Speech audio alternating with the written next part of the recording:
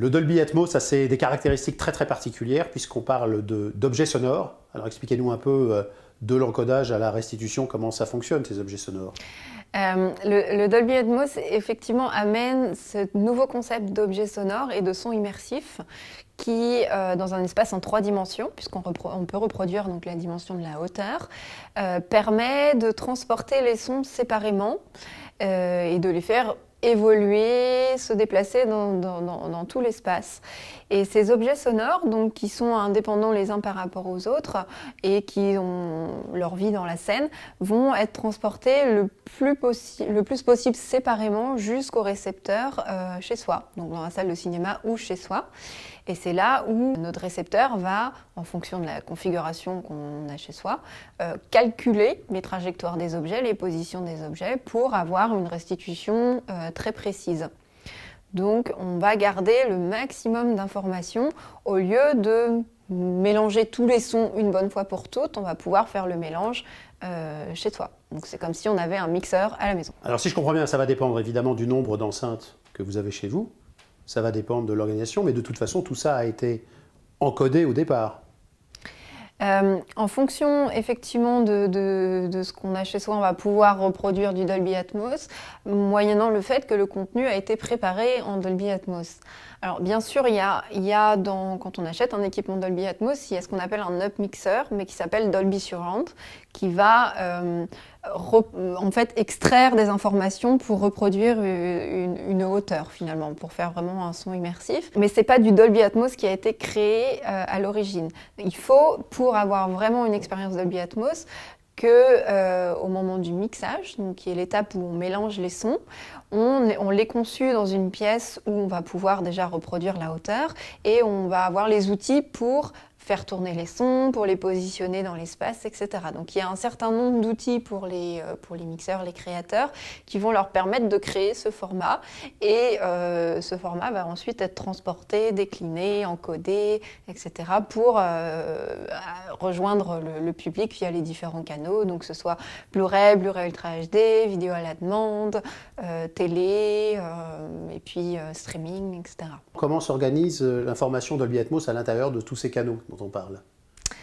Il y a une petite chose à différencier, c'est-à-dire le nombre d'objets qu'on peut transporter dans le Dolby Atmos, qui est jusqu'à 128 objets, donc c'est 128 pistes son séparées qui peuvent avoir leur vie et qui sont ensuite chez soi, donc par exemple sur son ampli, mélangées pour adresser un nombre d'enceintes dans la salle.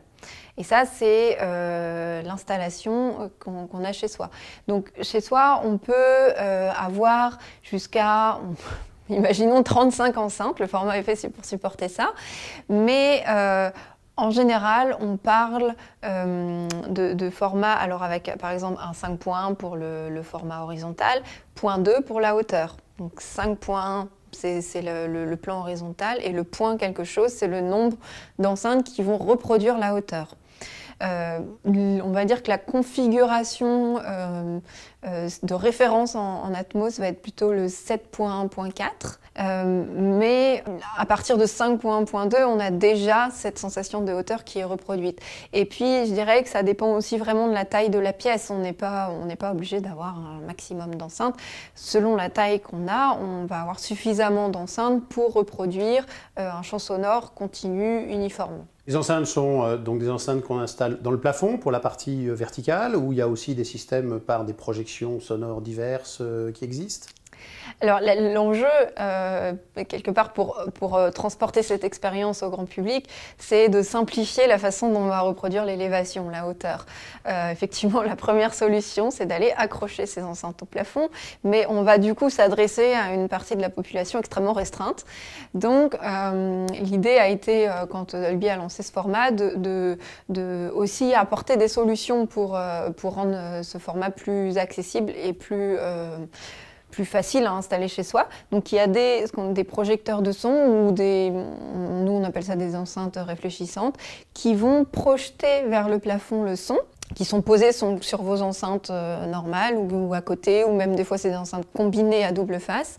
Et en projetant le son sur le plafond, on a l'impression que le son vient d'en haut. Je dirais que dans le passé, il y a 2 ans, on faisait encore des démonstrations comparatives avec une enceinte accrochée en haut et une enceinte réfléchissante pour convaincre les gens. Aujourd'hui, c'est quelque chose qu'on fait même plus parce que c'est devenu accepté que c'est un système qui fonctionne. On a aussi des barres de son qui sont des barres de son Dolby Atmos. L'étape d'après pour simplifier encore plus l'installation, c'est de ne plus mettre d'enceinte à l'arrière. Alors, il y a les solutions sans fil, mais le format qui a un peu le vent en poupe, c'est la barre de son. Et effectivement, il y a à ce jour, donc fin décembre, à peu près 13 barres de son qui existent, qui ont chacune leur particularité en fonction des fabricants, mais qui reproduisent un champ sonore horizontal et également, avec réflexion vers le plafond, reproduisent la hauteur. Donc on a une expérience qui est plutôt une façade et certaines reproduisent aussi, virtualisent en arrière en fonction des technologies des fabricants. Donc là on est encore sur quelque chose d'encore plus simple à installer et on continue dans la progression vers la démocratisation du format, notamment à travers les téléviseurs. Dans les téléviseurs LG de cette année, on a le support du Dolby Atmos. Alors certains téléviseurs ont une barre de son, certains téléviseurs ont seulement 2 enceintes. Du coup, comment est-ce qu'on reproduit la hauteur? Puisque là, on n'a pas forcément des enceintes qui vont réfléchir au plafond. Donc la dernière astuce pour aller plus loin, c'est de virtualiser cette hauteur. Donc on a aussi des systèmes qui permettent de reproduire une hauteur sans avoir un haut-parleur. Donc vous voyez qu'on peut décliner l'expérience avec différents niveaux qualitatifs, mais qui permettent toujours à un maximum de gens d'avoir accès à cette expérience et à ce contenu. Et avec la philosophie qu'avec, c'est toujours mieux que quand on ne l'a pas, mais chacun à son niveau. Et donc, encore une fois, quel que soit le nombre d'enceintes ou le système qu'on a choisi, on va avoir cette impression d'avoir les avions, les petits oiseaux qui volent partout et tous ces effets, ces objets sonores qui vont être présents et qui devront créer ce système d'immersion. C'est vrai que quel que soit le système qu'on installe chez soi, à partir du moment où il est Dolby Atmos, on va pouvoir profiter du contenu, donc reproduire le champ sonore en 3 dimensions et avoir ces objets sonores qui se déplacent dans la pièce. Je voudrais aussi souligner que même si vous n'avez pas encore un système Atmos, si vous écoutez une bande-son qui a été créée en Dolby Atmos, on peut comparer avec quelque chose qui n'a pas été créé en Dolby Atmos, on sent une différence justement du fait que tous ces sons ont été travaillés séparément. On sent plus d'immersion, on sent plus de choses qui se passent, les sons s'harmonisent mieux entre eux. Ça reste subjectif, mais je vous invite à faire vos comparaisons vous-même. Alors, le Dolby Atmos étant utilisé par l'industrie cinématographique, on retrouve évidemment ce procédé dans des salles de cinéma. Le Dolby Atmos est apparu à l'origine en salle de cinéma en 2012 avec le film Rebelle de Disney. Et depuis, en fait, ça fait donc du coup un peu plus de 5 ans. Depuis, on a déployé 3200 salles de cinéma à travers le monde. Donc en France, on doit être à 130 maintenant. Et plus de 800 films qui ont été faits dans ce format. Donc après, pour la version Home qui est apparue, donc domestique qui est apparue en 2014, là on est à plus 250 titres qui sont disponibles pour chez soi, que ce soit un VOD, Blu-ray, etc. Mais ce qu'on a pu constater, c'est donc que c'est l'adoption d'un nouveau format sonore la plus rapide de l'histoire. Si on regarde un peu l'historique des formats précédents. Et notre compréhension, c'est aussi que c'est parce que ça répondait vraiment à un besoin de l'industrie.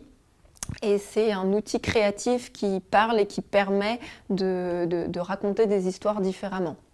Pour donner un petit exemple, du fait que, par exemple, dans une salle de cinéma, vous ayez une installation qui permet de localiser précisément un son dans l'espace de la salle. Vous pouvez maintenant avoir des interactions entre ce qui se passe sur l'écran et dans la salle de façon précise, alors qu'avant, notamment en 5.1, tout la rangée de haut-parleurs reproduisait le même son, donc ça ne pouvait pas se passer. On peut aussi mieux séparer les sons et leur laisser à chacun plus de place de s'exprimer, parce que quand on n'a que 2 canaux, par exemple, on est obligé de tout mettre dans les 2 canaux, alors que là, notamment, on peut laisser tout l'espace central pour les voix des acteurs, ce qui va être vraiment important, et mettre la musique un peu au-dessus, un peu autour, et vraiment dégager du coup ce centre. Ça, c'est très apprécié, notamment des mixeurs. Chaque son ayant plus de place, ils se mangent moins les uns sur les autres et on a plus de définition. C'est un format effectivement qui est quand même apparu pour le film, mais qui commence à s'étendre à d'autres genres. Donc les jeux vidéo, il y en a plusieurs qui sont déjà sortis. Évidemment, pour les gamers, c'est assez intéressant de savoir d'où viennent les choses pour mieux anticiper et adapter son jeu. En musique aussi. Alors la musique, c'est un domaine très vaste. Soit on parle par exemple d'électro, où les sons peuvent complètement décorrélés d'un instrument, peuvent voyager dans l'espace. Soit on est plutôt sur un concert, où l'immersion, ça va être au niveau du public ou de l'acoustique de la salle. Il y a vraiment beaucoup de choses aujourd'hui à développer, à créer. Et c'est des outils qui, en tout cas, donnent envie aux différents créateurs d'inventer des nouvelles choses, des nouveaux langages et des nouvelles écritures.